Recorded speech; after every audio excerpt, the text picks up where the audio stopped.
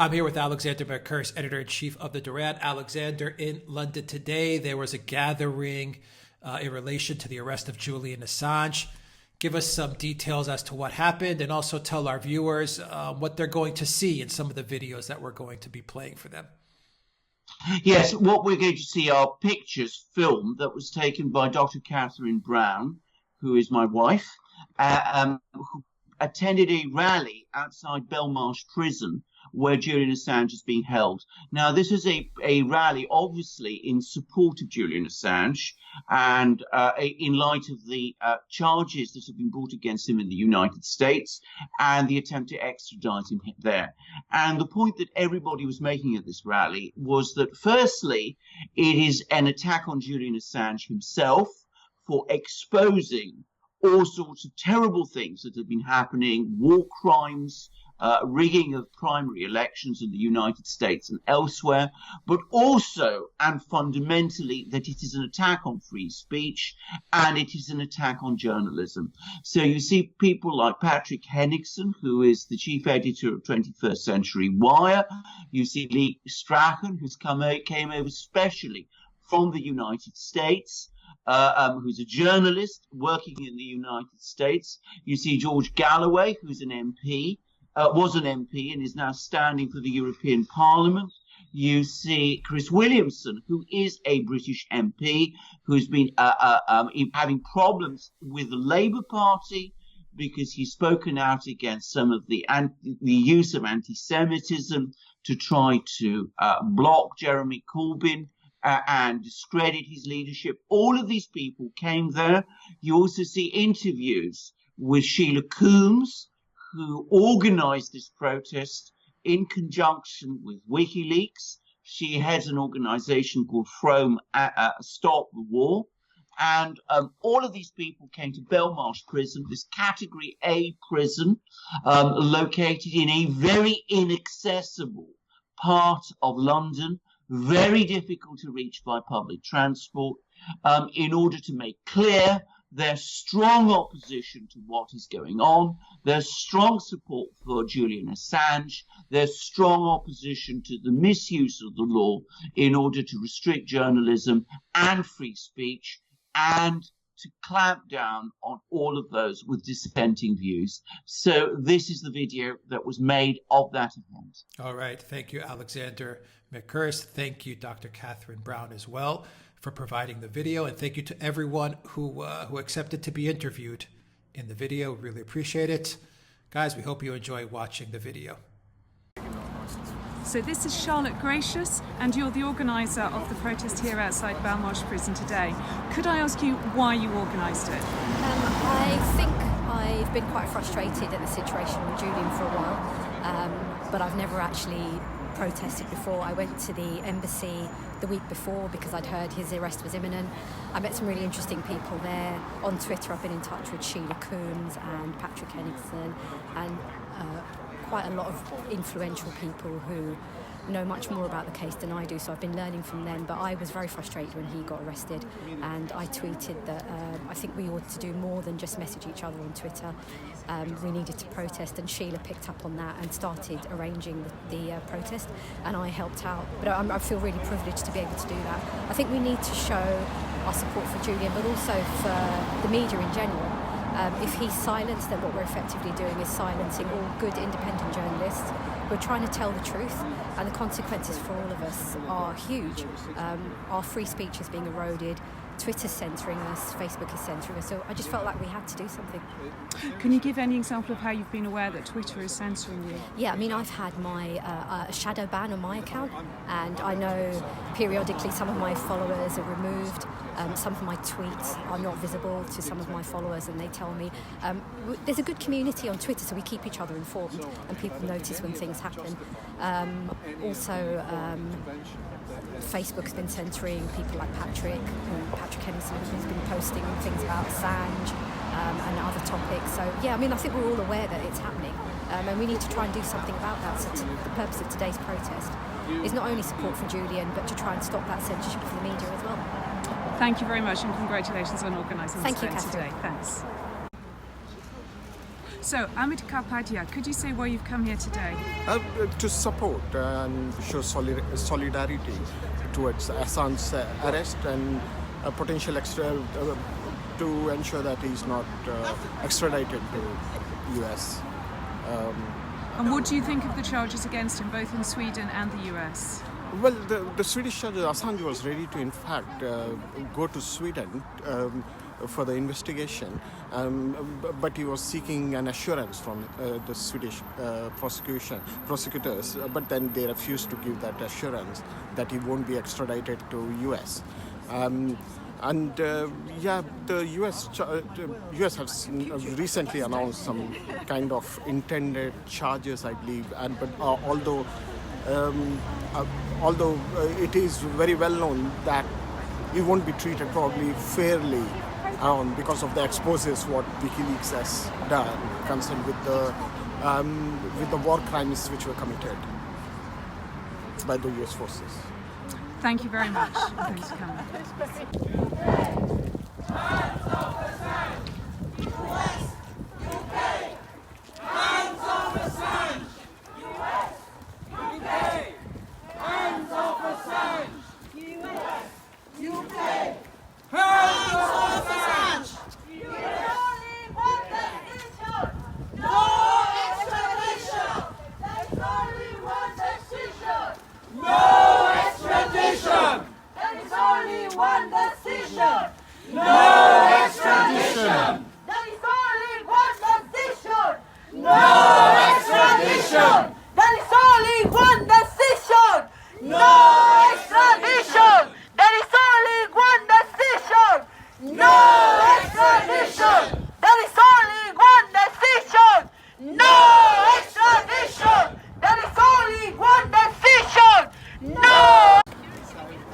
Patrick Henningsen of 21st Century Wire, what do you make of either the Swedish or the US allegations against Julian Assange?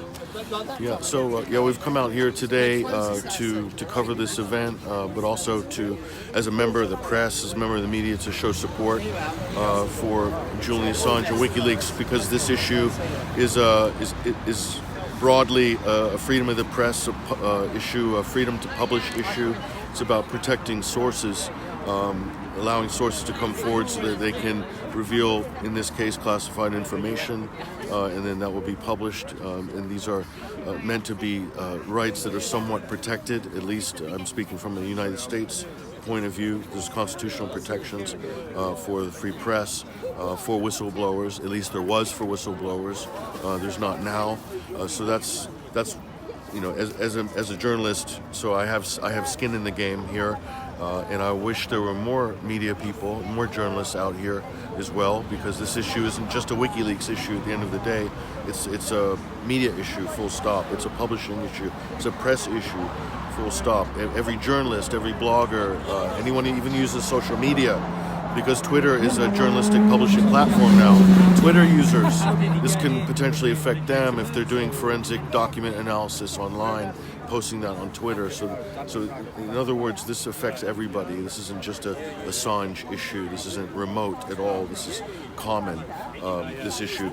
With regards to the extradition, I think most people are here today because that is probably one of their priorities in terms of what does the Julian Assange's legal team want? What does WikiLeaks want? They don't want Julian Assange to be extradited to the United States. Whether that's a direct extradition from the UK to the United States, or whether that's extradited to Sweden to face a revived sexual assault case that was filed in 2010 but was later dropped by the prosecutor's office in 2015, and then he would be extradited to the United States from Sweden. So either way, there are just two different paths to the United States, either extradition directly from Britain or via Sweden, okay? I will say that politically, it would be very convenient for the British government to offload this problem to Sweden, okay, and let Sweden do the handoff to the US. And then Britain wouldn't be directly implicated in basically putting a final nail in the coffin of the free press and giving the United States eminent domain in terms of what journalists it can apprehend at any time in the world for not for any reason, but in the case of publishing something that is embarrassing to the United States government, which they deem to be under a national security letter, which is the case with the Bradley Manning leaks, then Bradley Manning, now Chelsea Manning, leaked to Wikileaks. So it would be very convenient for Britain just to shovel this problem off there and let Sweden take the brunt of the blame for basically hanging the Fourth Estate out to dry permanently. So, but with regards to the Swedish case, there's a big misconception around this case, which is that Julian Assange absconded from Sweden and there was charges against him. There are no charges against Julian Assange in Sweden. Before the case was dropped by the first prosecutor who took the case, interviewed Julian Assange. They allowed him to leave the country to go to the UK. When he arrived in the UK in 2010, a second prosecutor revived the case and then put out a warrant for him for questioning. Okay, but this was done as a red notice through Interpol. Okay, he wasn't charged with anything. They wanted for questioning. They could have sent somebody for questioning to the Ecuadorian embassy, and they didn't. As he offered, they could have done it by Skype. There is already agreements in place between Sweden and the United Kingdom. Law enforcement, it's a routine that they do questioning. They send people over to question people, and then they'll go back, or it'll be done remotely. This wasn't done, and because this wasn't done, the prosecutor's office in Sweden ruled that the investigation was passive and wasn't moving forward. Okay, that's the reason the second run of this was dropped from the second prosecutor, which a lot of people argue was politically motivated. Okay, so there is no case. He wasn't charged with anything. He was wanted for questioning. They didn't take the offer up. So he didn't leave Sweden running from the law, as the British press are portraying it now. Ever since the arrest last week of Julian Assange, the press has gone into overdrive, and now it's all about rape, sexual assault, Me Too.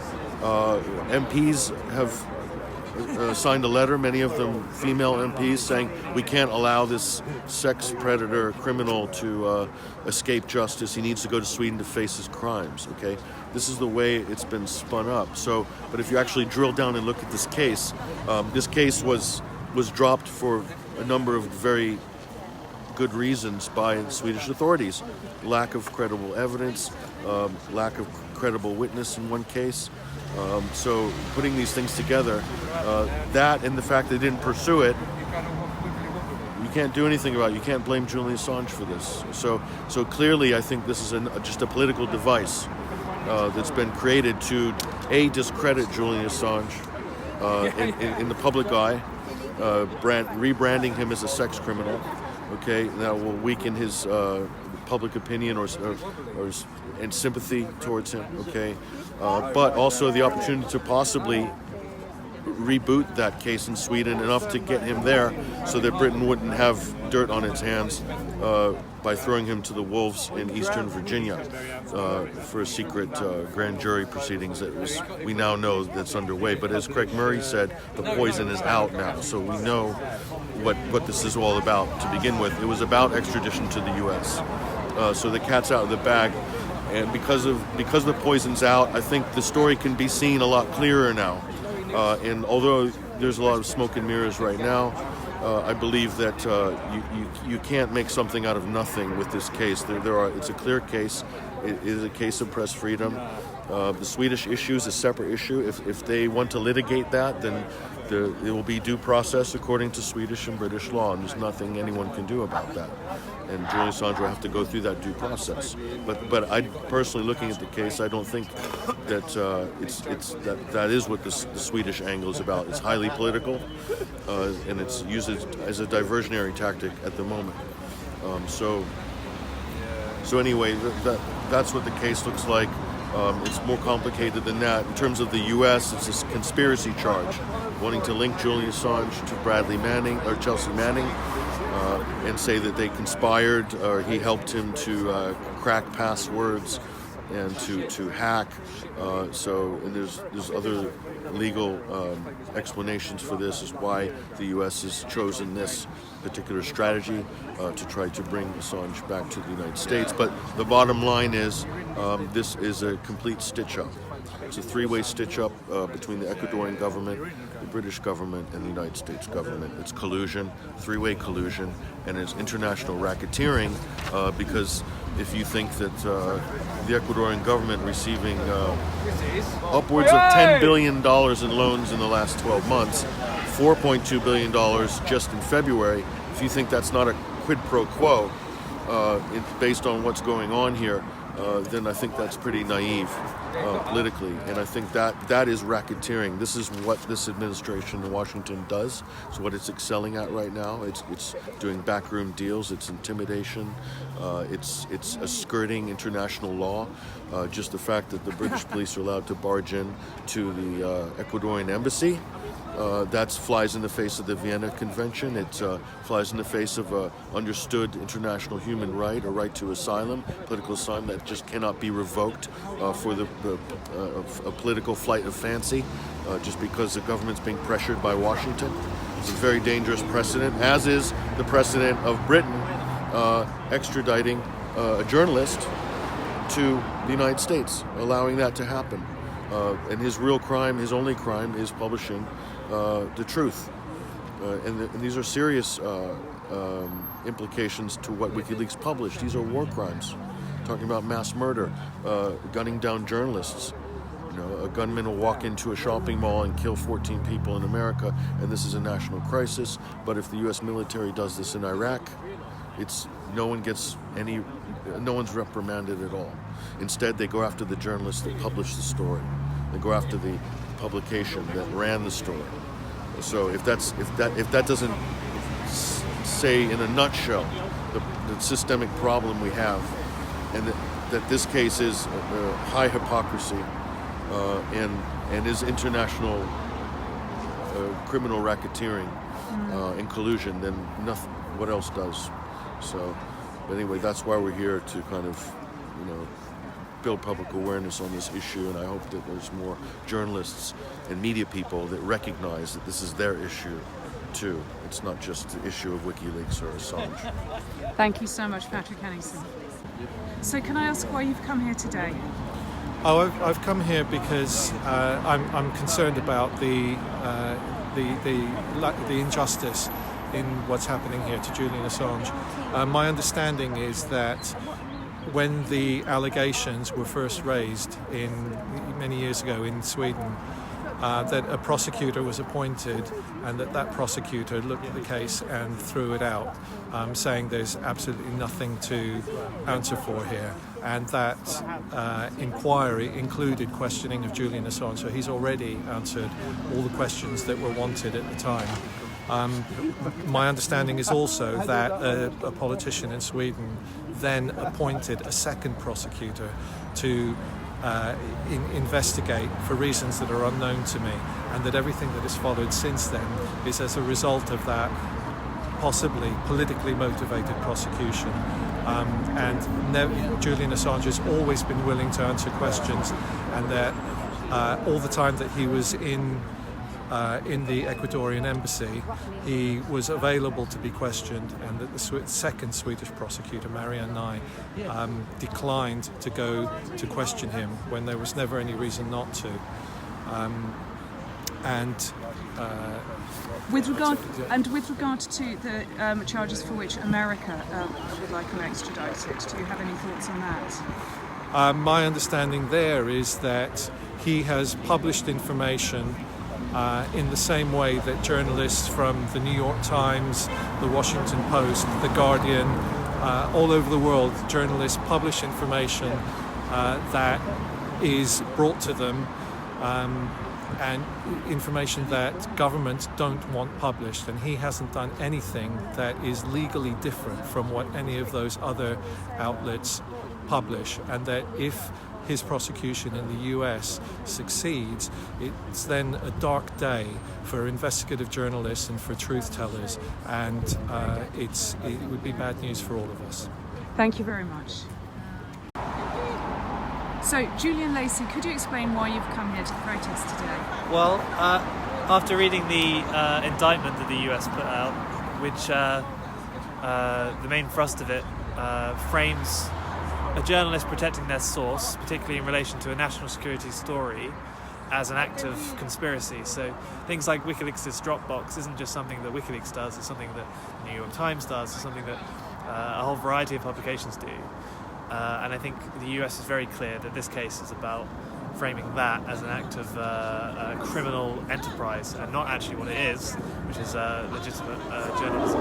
And that's kind of why it's really important we resist Assange's extradition, because that charge will set a precedent that's pretty bad. And what about the possibility of extradition to Sweden?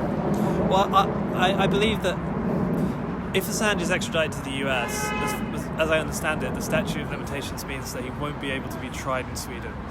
I feel that the Swedish allegations are pretty serious, and it's quite important that the accusers have their day in court, and Assange is given a trial there. So, I believe my personal position also is that women should be believed when they make claims of sexual assault. So I really think they're separate issues, and it's important that we don't conflate them, and it's important that both are serious. It's important to resist the US extradition, and it's also important that Assange is tried in Sweden, but not in the way that risks his extradition on again to America, I suppose. Okay, thank you very much. Is my tie straight? So, John Root, would you mind explaining why you've come here to the protest today? Well, I'm a journalist by profession, and I think there are fundamental issues here about the right to know and the public right to know. And this is a particularly extreme example of somebody who has made a big effort and big sacrifices in making information aware to a wider public, making them aware of a wider public, and has been treated very badly as a result of it. And the thing that finally clicked for me was seeing him being hauled out of the embassy at the end of last week.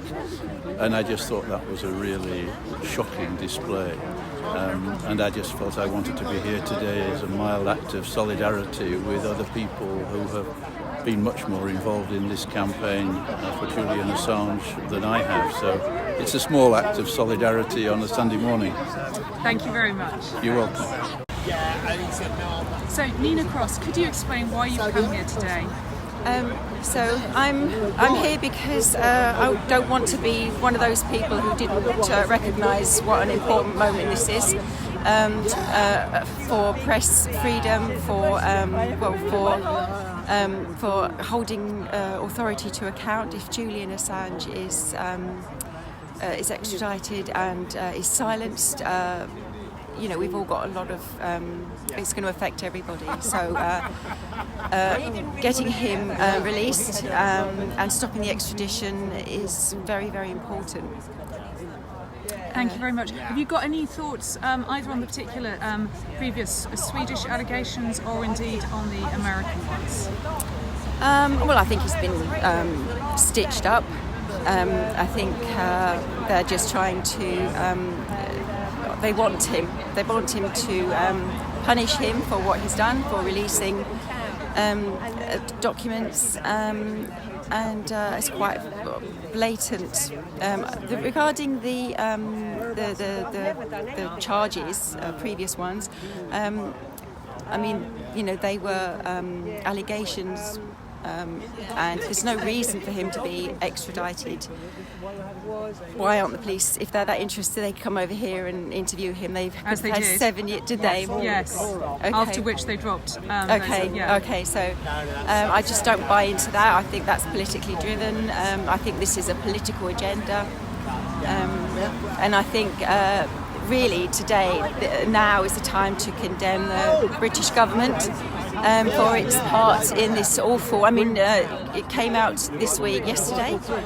Alan Duncan has been instrumental in the deal with Ecuador, being the Minister of the Americas and Europe. He's such a snake, and he's obviously been very involved in getting Assange given over to the British authorities. And John Pilger, who was it? No, it was Julian Assange's British barrister. Can't remember his name. He was interviewed by Afshin Tatanzi last week. He said that it was unprecedented that asylum laws have been broken in this way against an individual. That says that Alan Duncan, with his dealing with the Ecuadorian government, has been instrumental in a violation, unprecedented violation of asylum law, and no one's saying anything. That should be flagged up. He should be condemned equally as the Ecuadorian government. But there's a whole load of things at the moment about media freedom in the UK. We had Jeremy Hunt's fake media freedom campaign announced on last Friday, and then 3 days later, Julian Assange, the threat was then released that he'd be expelled. He was then expelled. Just a day or two after that, the government announced the white paper was released, which will have huge implications for online censorship, and that can affect journalism too, and that includes a clause about disinformation. So it's all like within a week.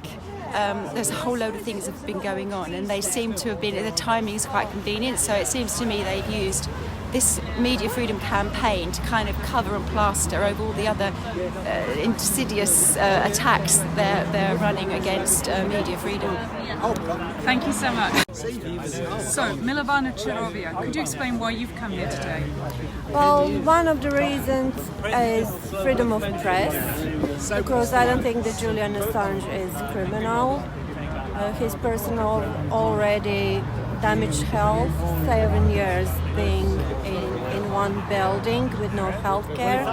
And also, I will add that my mom lived in Germany, where she watched documentary where they elaborated everything about these rape claims, where they interviewed those women and they said who approached them, when and why, and how everything was fabricated. So I can't believe that this issue is brought up again. Thank you very much. Friday morning, forgive me, I'm a bit jet lagged. Hi, Lee. Hi. And let's be honest about what's going on here. Journalism right now is behind bars just a few yards from us, right over there. The most important journalist in the world is behind those walls, right behind us, right over there, just yards away. Now let's be very clear about this. I'm a journalist, and I'm here because I'm a journalist, and because I'm a citizen, and because I'm a human being. And we need to remember that what's going on over there right now is the most important journalist in the world, the most important journalist of our era, is behind bars. Now, he's not behind bars for anything that may have happened in any place else. He's behind bars for the reason that he was indicted in my country, the United States, just hours after he was ripped out of the Ecuadorian embassy. Shame on Ecuador, shame on the UK, and shame on the United States of America. Shame on all of them. By the way, let's throw Australia in there too. Absolutely. While we're doing it, because they should be doing more to defend Julian Assange. So I'm very pleased to be able to speak to you today. It's unfortunate that it's under these circumstances, but I think we all know we're at a crucial point in history right now. We're at a crucial point where all around the world, the fight goes beyond these traditional lines of left and right that the establishment wants us all to believe so we can keep fighting each other. And so thank you for everyone for coming out, but let's make this the start of something. This is not the end. This is the beginning right now. This is the beginning. And as I said on the radio show that I host, if this were a movie, we're not at the end of the movie. We're at the 10-minute point in the movie. This is when this is when we come together and the good guys get together and we rescue somebody. And that's what we're here to do today. Thanks very much for letting me speak.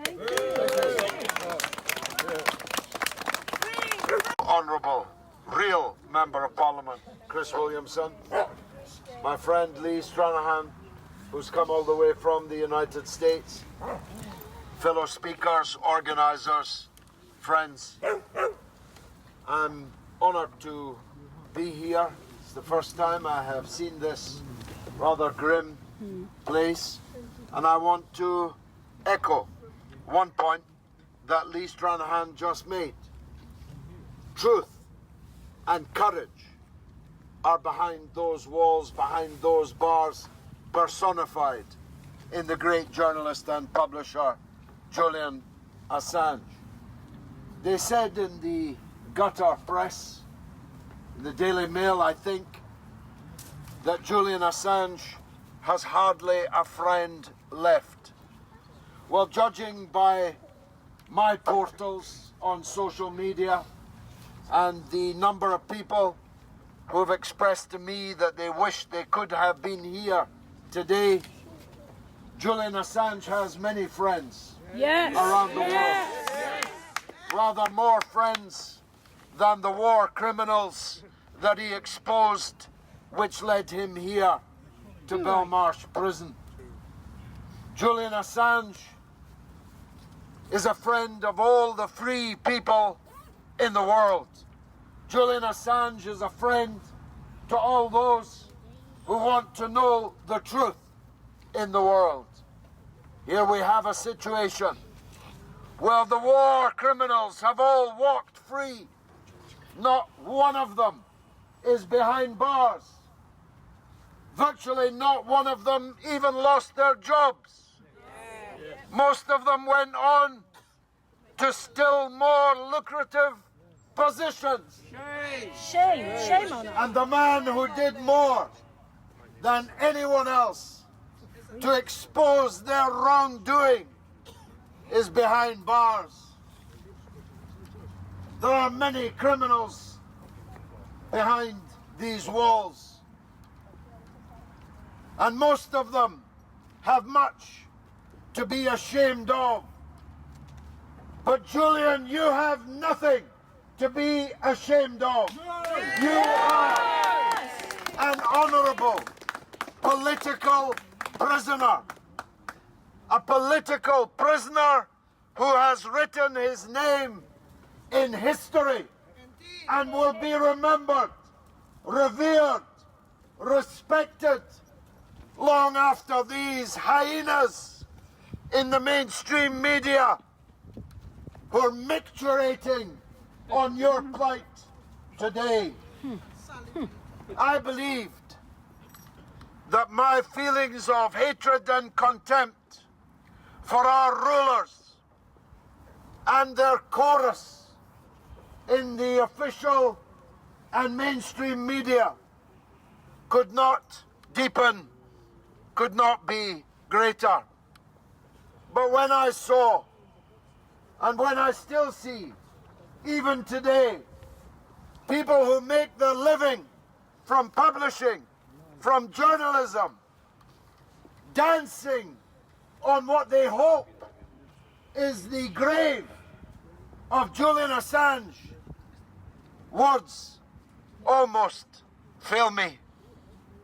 Because the entire purpose of journalism is to receive information, evaluate its truthfulness, and convey it to you, the members of the general public. And if that is to be a crime, then journalism itself is dead. Democracy itself is dead. Freedom itself is dead. And we might as well all deliver ourselves behind those walls, behind those bars.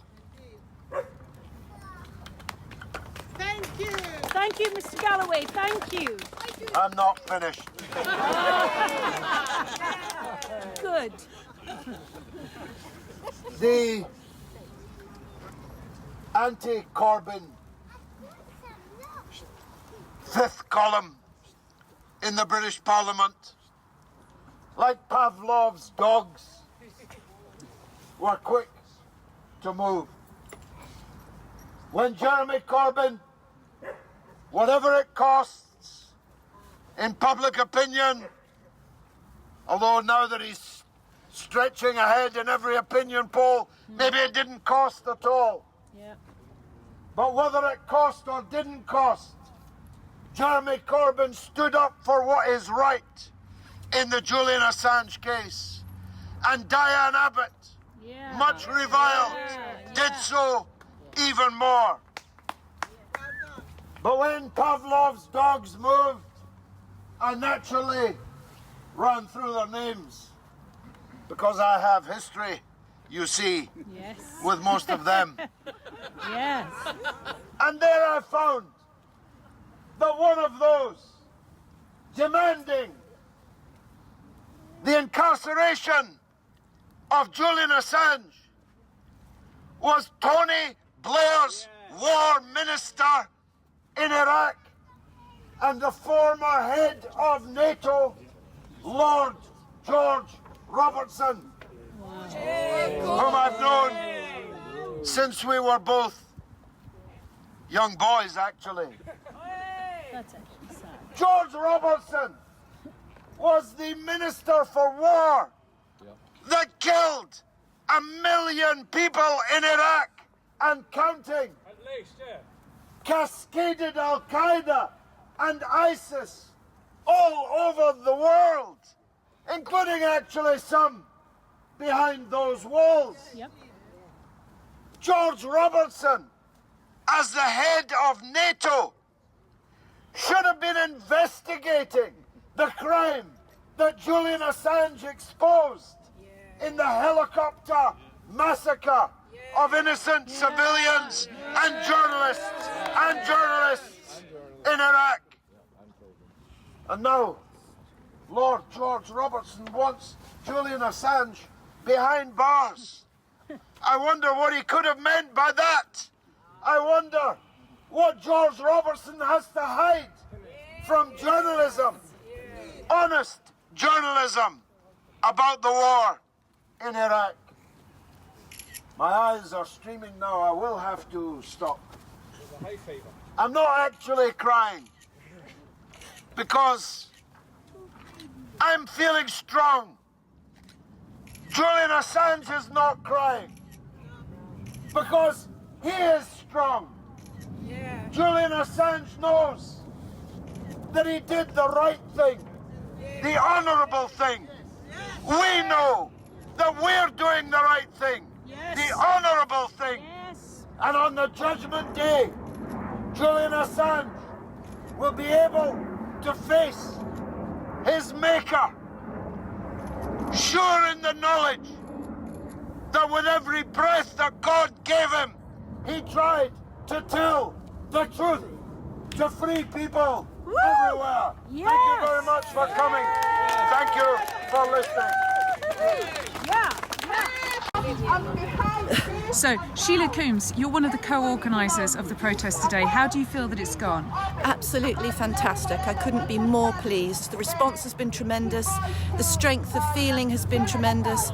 And we've been so lucky to get some amazing speakers. Chris Williamson, MP, Lee Stranahan, Patrick Henningson of 21st Century Wire, and obviously George Galloway. I mean, you couldn't really get better than that, to have that group of people sort of with George Galloway as well. And what amazing speech he gave.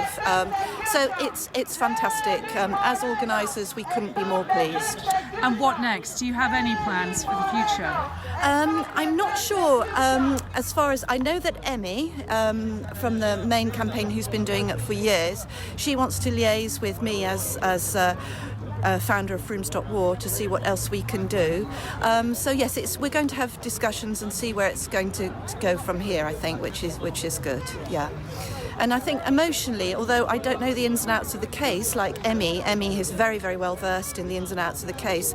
Emotionally, I feel that this is a man that all he did really was to expose the brutality of the war that other people had instigated. And those people are Tony Blair, George Bush, and Alistair Campbell to a degree.